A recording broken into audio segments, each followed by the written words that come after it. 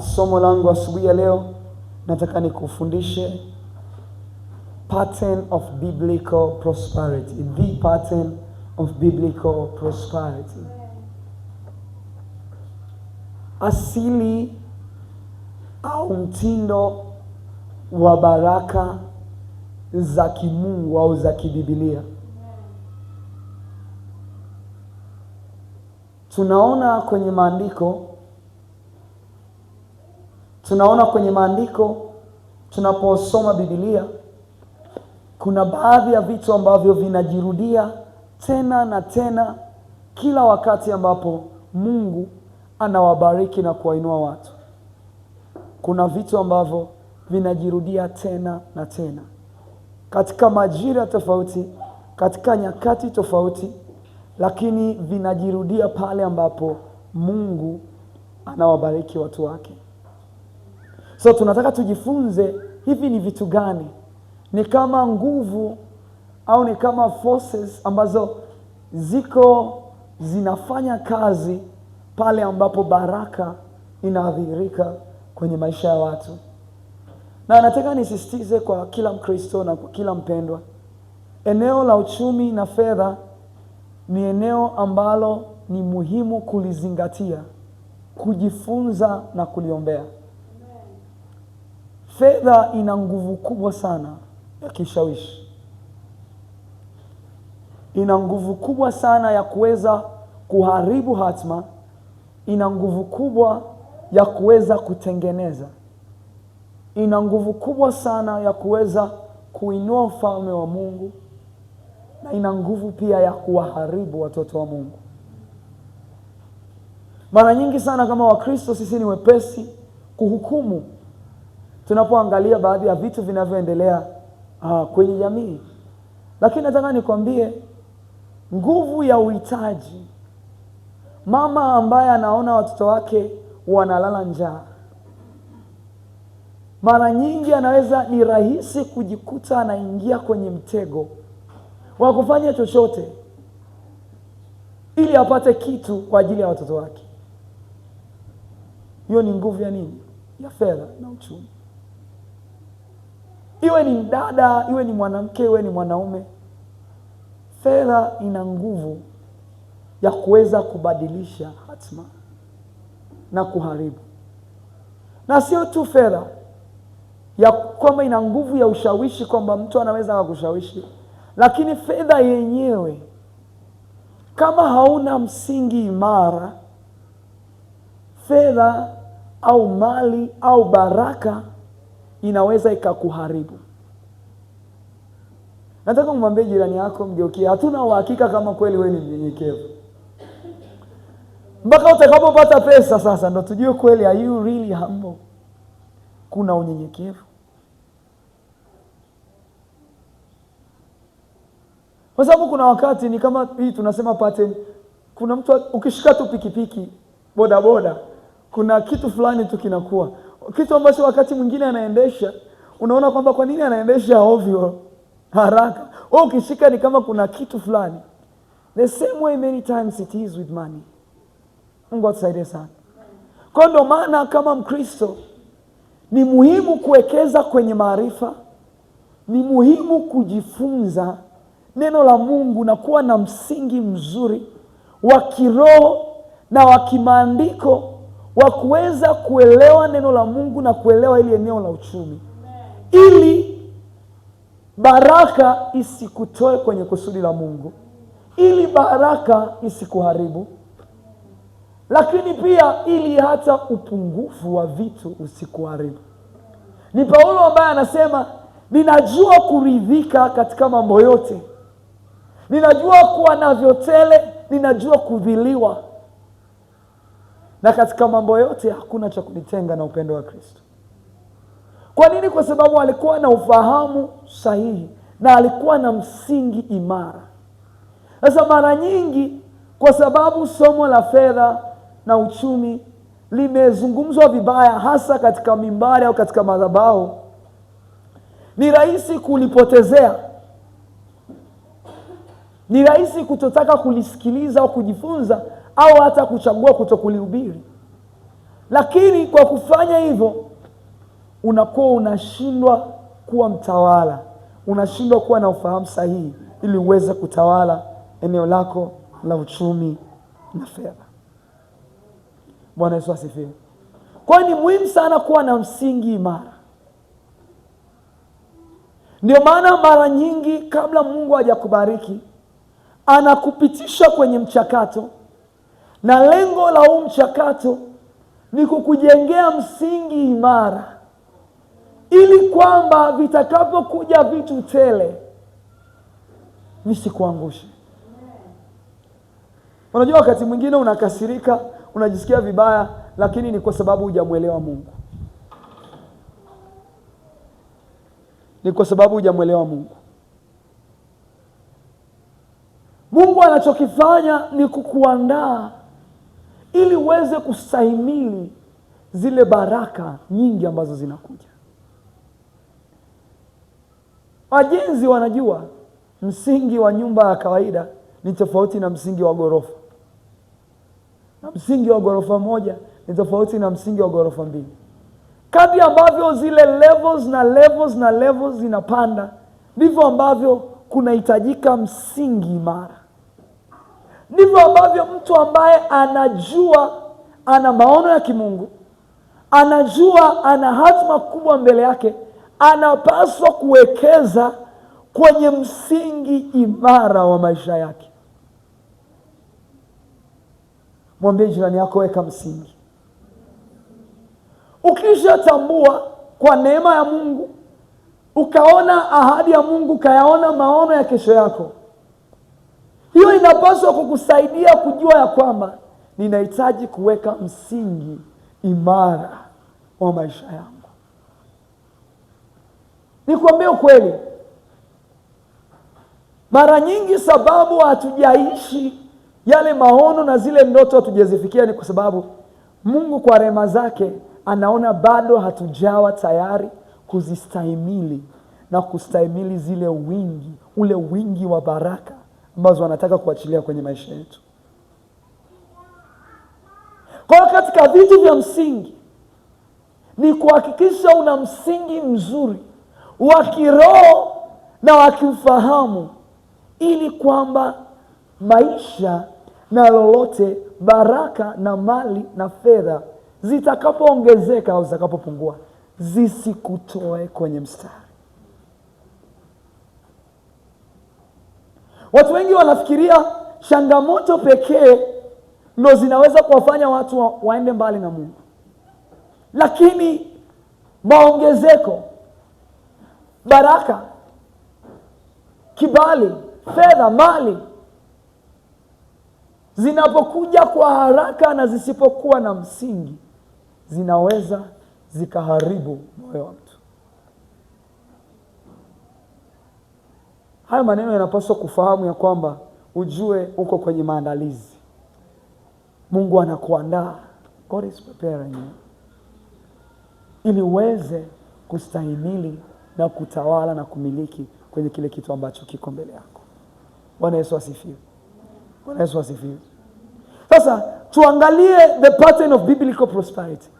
Mambo ambayo tunayaona yakijirudia kila wakati ambapo Mungu anaachilia baraka. Fungua pamoja na mimi kitabu cha Mwanzo sura ya 26, mstari wa 1 hadi mstari wa 6. Alafu tutasoma mstari wa 12 na wa 13. Biblia inasema, ikawa njaa katika nchi hiyo, mbali na njaa ile ya kwanza iliyokuwako siku za Ibrahimu. Isaka akamwendea Abimeleki mfalme wa Wafilisti huko Gerari. Bwana akamtokea akasema, usishuke kwenda Misri, kaa katika nchi nitakayokuambia. Kaa ugenini katika nchi hiyo, nami nitakuwa pamoja nawe na kukubariki, maana nitakupa wewe na uzao wako nchi hizi zote, nami nitakifanya imara kiapo nilichomwapia Ibrahimu baba yako. Nitazidisha uzao wako kama nyota za mbinguni, nami nitawapa uzao wako nchi hizi zote. Katika uzao wako mataifa yote ya dunia watajibarikia, kwa sababu Ibrahim aliisikia sauti yangu, akahifadhi maagizo yangu na amri zangu na hukumu zangu na sheria zangu. Isaka akakaa katika Gerari. Mstari wa 12. Isaka akapanda mbegu katika nchi ile, akapata mwaka ule vipimo 100 kwa kimoja. Bwana akambariki, na mtu huyu akawa mkuu, akazidi kustawi, hata akawa mkuu sana. Kwa haraka tuangalie kitu cha kwanza ambacho tunakiona katika mafanikio na maongezeko ya kimungu ni wema na uaminifu wa Mungu. The goodness and the faithfulness of God. Bwana Yesu asifiwe. Mara nyingi sana tunapoona baraka, tunaangalia kwa karibu maisha ya yule mbarikiwa, kujaribu kuona ni nini ambacho amekifanya. Na ni vizuri, ni sahihi. Lakini kabla ya kufanya kitu chochote, ni wema na uaminifu wa Mungu. It's the goodness of God. Nataka unielewe, kwa sababu hata wewe unapofikiria kwa habari ya baraka, kwa habari ya mafanikio na kuongezeka, unawaza kwanza kwa kujiangalia wewe. Nafanya nini? Nitafanya nini? Nimefanya nini? Lakini kabla ya vitu vyote hivi, msingi wa baraka ya kweli ni wema na uaminifu wa Mungu. Is the goodness and the faithfulness of God. Ya kwamba Mungu kwa asili yake ni Mungu mwenye upendo, na ni Mungu ambaye wema na utoaji ni lugha yake. Mungu ambaye anafurahi, he delights katika kuwabariki watoto wake. Hicho ndio kitu cha kwanza. The goodness and the faithfulness of God. Mtunga Zaburi anasema, shukuruni Bwana kwa maana fadhili zake ni za milele, wema wake ni wa milele. Mwandishi mwingine anasema, ni rehema za Bwana hatuangamii.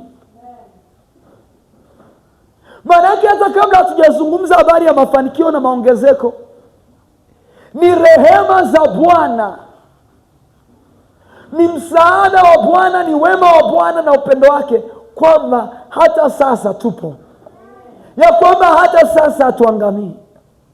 Nataka nikusaidie kidogo. Nataka hicho kiburi kipunguze kidogo. Mwambie jirani yako, punguza kiburi kidogo. It's the goodness of God. Ninatamani utambue ya kwamba kabla ya hayo yote, hivyo ulivyo ni neema ya Bwana, na ni kwa sababu ya wema wa Bwana, na ni kwa sababu ya uaminifu wa Bwana. Sikatai unayo juhudi kubwa, unayo bidii kubwa, lakini hiyo ni kwa sababu Mungu amekupa ari. Na kwa sababu Mungu amejifunua kwako. Sikatai unayo akili na mawazo ya kipekee, lakini hata mawazo hayo na hiyo akili ni Mungu ambaye amekupa. So the foundation, the first thing ambacho kiko katika baraka za kibibilia na za kimaandiko ni wema wa Mungu.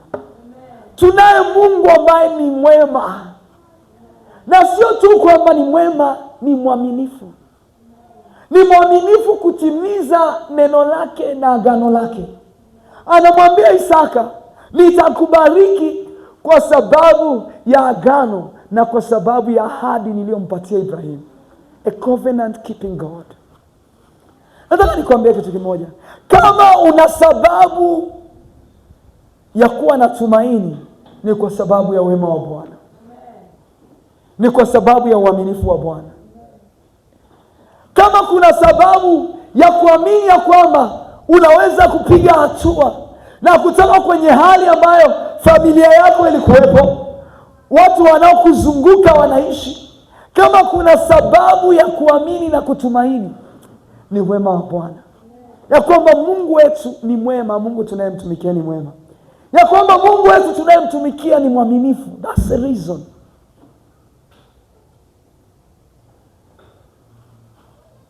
God is the reason. Musa anawaambia wana wa Israeli, utamkumbuka Bwana Mungu wako, maana ndiye akupaye nguvu ya kupata utajiri. Lakini kwa nini anatupa nguvu? Ni kwa sababu he is good. Yeye ni Mungu mwema. Kwa nini? Kwa sababu yeye ni Mungu mwaminifu. Ni mwaminifu kwa neno lake, ni mwaminifu kwa ahadi zake. Kila wakati ambapo unaona bidii yako imefika mwisho, kila wakati ambapo unaona unakwama, umejiangusha mwenyewe, you failed yourself, unajisikia nilipaswa kufanya bora zaidi. Kila wakati unapojiona ujitoshee, unapelea, uangalie wema wa Mungu. Look at the goodness of God. Angalia uaminifu wa Mungu. Kwa sababu hiyo ndiyo sababu ya tumaini lisilokoma, ya kwamba Mungu ninayemtumikia ni mwema na ni mwaminifu. Na kwa sababu ni mwema na ni mwaminifu, atanikumbuka na mimi. Na kwa sababu ni mwema na ni mwaminifu, neno lake limesema nina hakika atatimiza juu ya maisha yangu. Kwa sababu Mungu ninayemtumikia ni mwaminifu, nina uhakika wa tumaini la kesho. Because of his goodness and his mercy.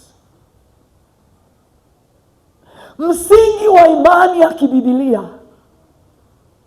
msingi wa imani ya kibibilia, iwe kwa ajili ya uponyaji, iwe ni kwa ajili ya muujiza, iwe ni kwa ajili ya uchumi, iwe ni kwa ajili ya msamaha, iwe ni kwa ajili ya tumaini la kuingia mbinguni, msingi wake wa kwanza ni uaminifu na wema wa Mungu. Ya kwamba Mungu asili yake ni mwema, ya kwamba Mungu asili yake ni mwaminifu, ya kwamba Mungu asemi uongo, alichokisema atakifanya. Kwa hiyo ukijua hilo, una uwezo wa kusimama na neno la Mungu mbele ya hali yoyote. Wakasema, I know Mungu wangu ni mwaminifu. Mimi ninachoka, lakini yeye ni mwaminifu. Mimi nimeshindwa, lakini ninamwamini Mungu mwaminifu. Na kwa sababu yeye ni mwema, na kwa sababu yeye ni mwaminifu, basi nina uhakika kilio changu atakisikia. Nina hakika historia yangu ataibadilisha. Nina hakika ataukumbuke utumishi wangu kwenye nyumba yake. Nina hakika atasimamia neno lake alilosema. Nina hakika. Kwa nini? Kwa sababu he is faithful. Bwana Yesu asifiwe. Tunamtumikia Mungu mwaminifu. Tunamtumikia Mungu mwema. Nataka nikwambie, kwa sababu Mungu ni mwema, hawezi kukuacha. Kwa sababu Mungu ni mwaminifu kwa neno lake, na amesema kwenye neno lake, sitakuacha wala sitakupungukia. Una hakika mbingu zitapita, watu wataondoka, wengine watakuja, wataondoka, wengine watasema hivi, wataondoka, lakini yeye atabaki wa kuaminiwa, na yeye atabaki yuko pamoja na mimi, kwa sababu yeye ni mwaminifu na kwa sababu yeye ni mwema. Hebu sema, Mungu wangu ni mwema. Paza sauti yako, sema, Mungu wangu ni mwema. Sema, Mungu wangu ni mwaminifu. Hiyo ndio sababu ya kutumaini. Ukiangalia kwenye mistari inayofuata, Isaka alifanya makosa, akadanganya, akasema uongo kwa habari ya mke wake. Logically tungekuwa tunasema sisi ameshindwa, lakini God remains faithful.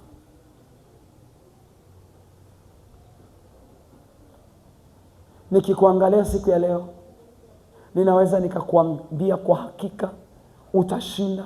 Ninaweza nikakwambia kwa hakika utatoboa. Ninaweza nikakwambia kwa hakika utaweza. Ninaweza nikakwambia kwa hakika utafika mwisho, yale maono yatatimia. Kwa nini? Kwa sababu nina uhakika hata kama wewe una udhaifu, lakini tunaye Mungu mwema, lakini tunaye Mungu mwaminifu, tunaye Mungu wa nafasi nyingine, tunaye Mungu mwaminifu kwa neno lake, na kwa kuwa ameahidi atafanya. Tunaye Mungu mwaminifu kwa neno lake, kwa sababu amesema ya kwamba kila kilichozaliwa na Mungu hushinda ulimwengu, na uhakika utaushinda ulimwengu. Why? Because of the goodness of God. Kwa sababu hiyo nikikuangalia, I can tell you for sure.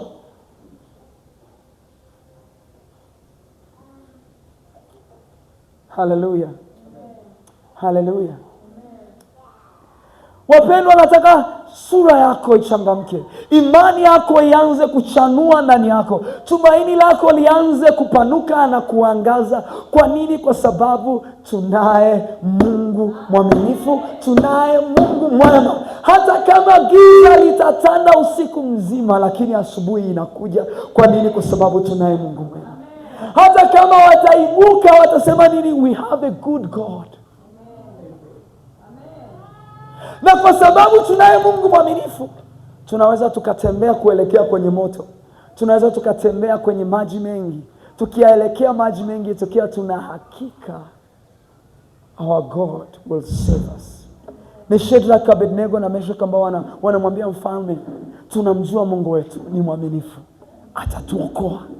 Wakatembea kuelekea kwenye tanuru la moto. Tunamjua Mungu wetu atatuokoa, na hata asipotuokoa tunaamini yeye ni mwema, tunaamini yeye ni mwaminifu. Nisikilize, sijui unaona nini mbele yako. Kuna mtu ambaye kuna mawimbi yanakuja kwa kasi mbele yako, ni kama yale mawimbi ambaye yanataka kukuzamisha. Lakini nataka nikwambie, kabiliana na hayo mawimbi. Kwa nini? Kwa sababu Mungu wako ni mwaminifu, kwa sababu Mungu wako ni mwema, na kwa sababu hiyo hata kuacha, hata kupungukia. Utapita kwenye maji mengi, hayatakugharikisha. Kwa nini? Kwa sababu Mungu wako ni mwema na ni mwaminifu. Utapita kwenye moto, wala moto hautakuunguza, hautakufa, hautaishi. Kwa nini? Kwa sababu Mungu anabaki kuwa mwaminifu. He is a faithful God. Yeye ni Mungu mwema na ni Mungu mwaminifu. Yesu wangu ni mwema, Yesu wangu ni mwaminifu. Nisikilize, Biblia inasema tumaini Mungu kwa moyo wako wote, wala usizitegemea akili zako. Kwa kifupi, usijiangalie wewe, muangalie Mungu. Ukijiangalia wewe, unazo sababu 100,000 za kufeli. Haiba yako, tabia yako, historia yako inakuthibitishia ulijaribu ukashindwa. Watu wako wa karibu wanaweza kukuthibitishia, lakini nataka nikwambie, usiweke imani yako kwako mwenyewe, kwenye elimu yako, kwenye utashi wako, kwenye haiba yako, kwenye bidii yako, kwenye bahati yako, kwenye uzuri wako, kwenye elimu yako. Weka imani yako na tumaini yako kwa Mungu. Weka imani yako kwenye uaminifu wa Mungu, kwenye wema wa Mungu, ukijua ya kwamba kwa sababu ni mwema na mwaminifu, hata niacha peke yangu. Kwa hiyo ni kitu cha kwanza. Anywhere God blesses people, sahau kwa habari ya watu kustahili. Mungu anawastahilisha watu. Kwa nini? Kwa sababu ya wema wake na rehema zake. Sahau kwa habari ya qualifications. Sahau kwa habari ya sifa zile za kibinadamu. No, Mungu anawastahilisha watu na kuwabariki kwa sababu ya wema wake. Anakubariki na anakupa mema kwa sababu yeye ni mwema, na anafurahi kutoa mema. Siku kama umeshawahi kutana na watu ambao wanafurahia kutoa zawadi, haijalishi wao wamepewa kitu au hawajapewa kitu, wakikutana na wewe they just want to bless you, wanataka kukubariki. Nataka nikwambie, Mungu ni zaidi. He just wants to bless you, anataka kukubariki. Hiyo ndio asili ya Mungu. He is good, ni mwema, na fadhili zake ni za milele. Yeye ni wa upendo, yeye ni wa rehema, yeye ni wa neema. Na hiyo ndio sababu ninataka nikuangalia asubuhi ya leo machoni na kukwambia utatoka kwenye hiyo hali. Kwa nini? Kwa sababu Mungu wako ni Mungu anayesikia maombi. Kwa sababu Mungu wako ni Mungu mwaminifu, hawaachi watoto wake. Kitu cha pili ambacho tunakiona mara zote ambapo Mungu anawabariki watu wake ni divine guidance and direction. Maelekezo na mwongozo wa kimungu. Hebu sema maelekezo na mwongozo wa kimungu. Sema tena, maelekezo na mwongozo wa kimungu. Angalia hapa Isaka, ni wakati wa ukame. Isaka akafikiria kwa haraka, ninataka niende mahali fulani, nataka nishuke Misri, kwa sababu kila mtu anashuka Misri. Labda kule kulikuwa na afadhali na chakula, lakini Mungu anamuelekeza, anamwambia usiondoke, usishuke kwenda Misri, kaa hapa, sit here. Hebu sema maelekezo ya kimungu. Mungu anafanya kazi kwa maelekezo. Anakupa mwongozo, he gives you a guidance. Kwa hiyo Mungu anamwambia Isaka, ni wakati wa ukame, unafikiria kuondoka, lakini kaa hapa, sit here, baki hapa, nitakubariki hapa, nitakuinua hapa, nitakupa mahitaji yako hapa, na sio tu kwamba utasurvive, nitakuzidisha hapa. Hivi unajua kuna mahali ambapo unapaswa kuwepo, ambapo baraka ya Mungu imeamriwa kwa ajili yako. There is a place. Si kuna mtu ananielewa? Kuna mahali unapaswa kuwepo. Wakati mwingine ni physical location kabisa, eneo ambalo Mungu anataka uwepo. Anamwambia kaa hapa, hapa.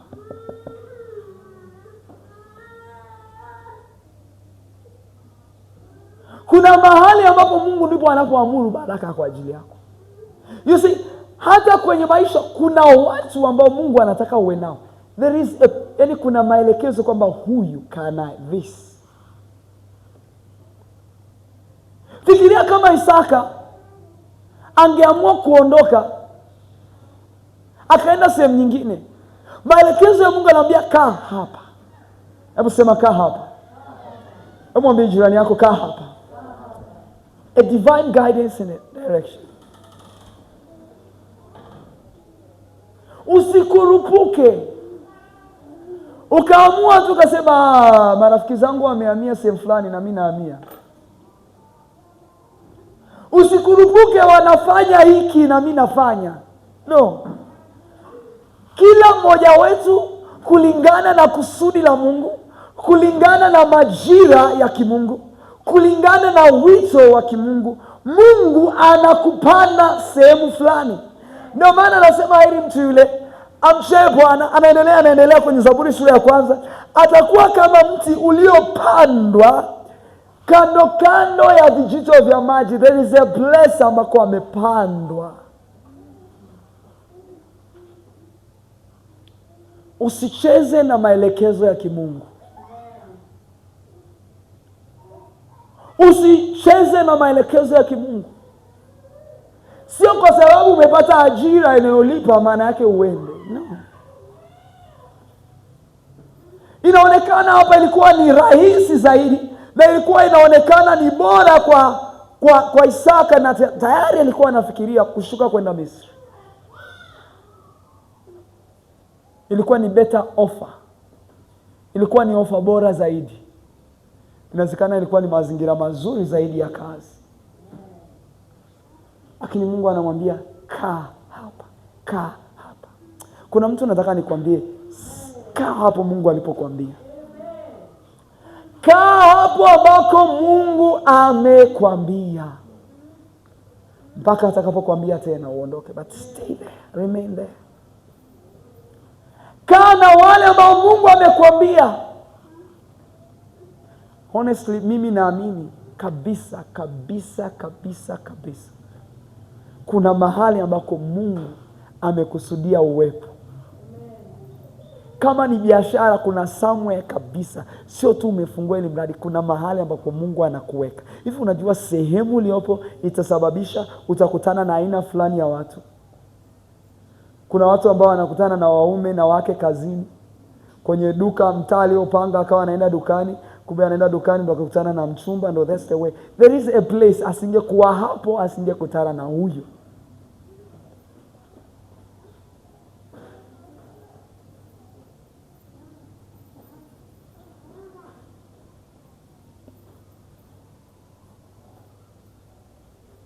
Hata kuwa na ndoa nzuri, kuna mtu ambaye Mungu amemkusudia.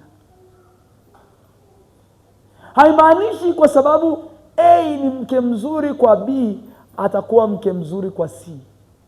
Inawezekana A na B wanafanya kazi vizuri, ni ndoa nzuri perfect, lakini ukiweka ile B ungeweka na C kwa ni kilio na kusaga meno. Hebu sema mwongozo na maelekezo ya kimungu. Nataka nikwambie kusudi la Mungu kwa ajili ya kila mmoja wetu na maono ya kimungu yako mahususi, yako very specific, yako mahususi sana. Mahali sahihi, wakati sahihi, jambo sahihi, watu sahihi, huduma sahihi, ndiko ambako Mungu anaamuru baraka. Kumbuka anamwambia Ibrahimu, toka kwenye nchi ya baba yako na mama yako, nchi ya wazee wako, kwenye makaburi ya kwenu, kwenye maeneo ya kwenu, toka uende kwenye nchi nitakayo kupeleka. That's a place. Utoke hapa. Maana yake pia kuna maeneo ukikaa hautaona baraka, utaomba, utafunga, ila the blessing will not come. Kuna mtu ananielewa? Kuna mtu ananielewa? There is a place for you. Ngeukie jirani yako, muulize hivi, uko sehemu sahihi? Nasema ni kweli kwa biashara yako, ni kweli kwa shamba lako, ni kweli kwa kukaa kwako. Yes. Kwa hiyo sauti ya Mungu na maelekezo ya kimungu ni ya thamani kuliko fedha nyingi. Nisikilize mtu mmoja. Nataka nikurudishe kwenye chumba chako cha maombi. Nisikilize. Nataka nikurudishe kwenye chumba chako cha siri. Ukakae na Mungu vizuri mpaka umsikie Mungu ni wapi, ni nani, ni nini, ni vipi. Sauti ya Mungu na maelekezo ya kimungu, thamani yake ni ya kipekee. It's exceptional. Ukikosea utajikuta umeingia mtaroni. Bwana Yesu asifiwe.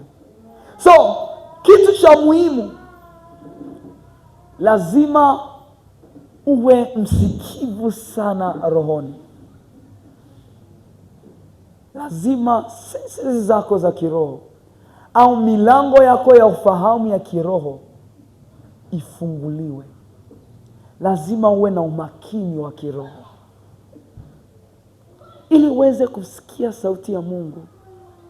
Ni wapi, ni nini Mungu anazungumza. Kuna mtu nakuambia Mungu anazungumza na wewe, lakini anahitaji uwe makini kusikiliza. Unaweza ukaongea na mtu, lakini kama hakusikilizi kwa makini, hataelewa kile kitu. Ndivyo ambavyo mara nyingi inakuwa kwa Mungu. Kwa hiyo katika hii hatua ya muhimu, hakikisha uko umemakinika rohoni, masikio yako ya rohoni, macho yako ya rohoni, ufahamu wako wa rohoni, ili uweze kung'amua na kutambua maelekezo ya kimungu juu ya maisha yako.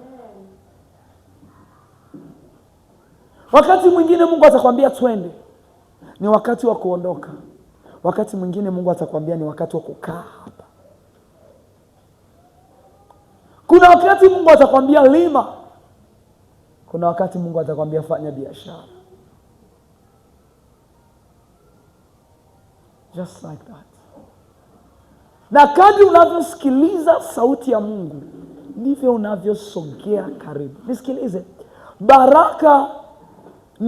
Baraka za kibibilia zina nguvu ya Mungu nyuma yake. Zina element ya muujiza, ya kipekee isiyotarajiwa, lakini hiyo inakuwa activated kwa kufuata maelekezo ya kimungu.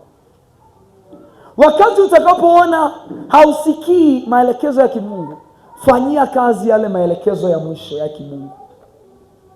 Kama Mungu alikwambia kila Alhamisi kuomba na kufunga, funga mpaka atakapokuambia nimebadilisha. Kama hajakwambia amebadilisha, endelea kufunga. Kama Mungu alikwambia amka usiku kuomba saa 9 usiku kila siku, endelea na hayo maelekezo mpaka atakapokuambia sasa inatosha, au saa 100 saa 11 asubuhi. Kuna mtu ananielewa? Kama Mungu amekuacha hapo, amekwambia kaa hapo, kaa hapo, usihangaike, usiondoke. Watu wengi tunakosa utulivu, ndio maana baraka, Mungu ameamuru baraka sehemu fulani, lakini mara uko hapa, mara uko hapa, mara umeshika hiki, mara unahamia hapa, mara you are going here, you are going here, you are going here, you are going here. Doesn't work. Fanyia kazi yale maelekezo ya kimungu. Stay. Wakati mwingine Mungu anapokuambia kaa hapa, utaona marafiki zako wote wanaondoka. Kama Mungu amekwambia bado usifungue biashara sasa, baki, subiri. Unaona wenzako wanafungua biashara, unaona wenzako wanaoa, Mungu amekwambia wewe subiri, subiri. Nisikilize, njia ya kuelekea kwenye hatima haina foleni ya magari, yani haina traffic kwamba magari ni mengi tunashindana. No, everyone has their own lane. Kila mmoja wetu ana njia yake na ana barabara yake. Kwa hiyo asubuhi ya leo nataka nikurudishe, Mungu alikwambia nini? Kuna mtu ambaye saa hizi umechanganyikiwa, una mambo mengi, hujui ufanye nini. Rudi pale ulipohakikisha Mungu alikwambia. Mungu alikwambiaje? Kama alikwambia fanya kitu fulani, endelea kufanya. Hold on to that. Kama alikwambia subiri, endelea kusubiri, kwa sababu inawezekana umejiongeza, ndio maana hasara imeongezeka. Kitu cha mwisho, pattern ya mwisho ya 3 kwa leo. Kila ambapo tunaona baraka ya kibiblia, tunaona utii. Utii, obedience, utii wa mwanadamu. Sasa nafasi ya Mungu ni kutubariki kwa wema wake. Nafasi ya Mungu ni kutuelekeza, na sisi kuwa tuna nafasi ya kupokea yale maelekezo ya kimungu. Lakini mwisho wa siku, wewe una uchaguzi wa kuyafuata yale maelekezo ya kimungu au usiyafuate. Mungu anamwambia Isaka, kaa hapa Gerari, usiende Misri. Baada ya Mungu kukumwambia, Isaka bado ana uchaguzi, aende Misri au abaki hapa. Tunaona ilikuwa ni wazo la kawaida, logical, kwenda Misri. Ilikuwa inaonekana ni wazo bora kwa wakati huo. Inawezekana ndio ilikuwa ni trend, wanaelekea Misri. Lakini Mungu anamwambia kaa hapa. Isaka alikuwa na uchaguzi wa kufanya au kutokufanya. Nisikilize, Mungu hamnyimi hata mtu mmoja uhuru wake wa kuchagua. Ndio maana hata wokovu ni uchaguzi. Unaweza kuchagua. Mtu yoyote anayekunyima uhuru wa kuchagua kwa jina la Mungu au kwa jina lolote, huyo hatoki kwa Mungu, kwa sababu mara zote Mungu anasema ninaweka mbele yako njia, ninaweka mbele yako uzima na mauti, chagua. Ila anakushauri chagua uzima. Anakushauri ila hakulazimishi. He gives you a free will. Kila mmoja wetu Mungu amekupa maelekezo, una uhuru wa kuchagua kutii au kutokutii. Mungu anaasilia baraka, Mungu anatoa maelekezo, lakini mwanadamu ana nafasi ya kuchagua. Atii apate baraka au asitii. Sema ukikubali na kutii, mtakula mema ya nchi. ukisikia na kutii na kuyafanya yote ni kuagizayo katika kitabu hichi. Anaendeleza baraka. Utii ni compulsory, ni lazima katika mfumo wa kufanikiwa kibibilia. Unao uchaguzi kukaa na Mungu au kutokukaa na Mungu. Unao uchaguzi wa kuomba au kutokuomba. Unao uchaguzi wa kuja ibada au kutokuja ibada. Unao uchaguzi wa kutoa zaka yako au usitoe zaka yako. You have a choice ya kumkubali Yesu Kristo au usimkubali Yesu Kristo. Maisha ni yako. Unaweza kuamua uwe unakuja kanisani, lakini ukiwa nje unakuwa mtu ambaye hamjali Mungu, hamjui Mungu, anaishi maisha ya dhambi.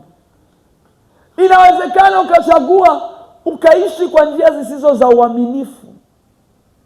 Ukawa kwa Mungu unakuja kanisani, ila huko una chenga nyingi, una udanganyifu mwingi, una uongo mwingi, ni msanii. Hata watu hawakuamini, wanakujua watu wako karibu. You can be like that. Lakini is your choice. Lakini ili baraka ya Mungu iashiliwe, baada ya wema wa Mungu ambao uko kila siku, baada ya maelekezo ya Mungu ambayo tunapaswa kuyatafuta na kuyasikiliza, utii.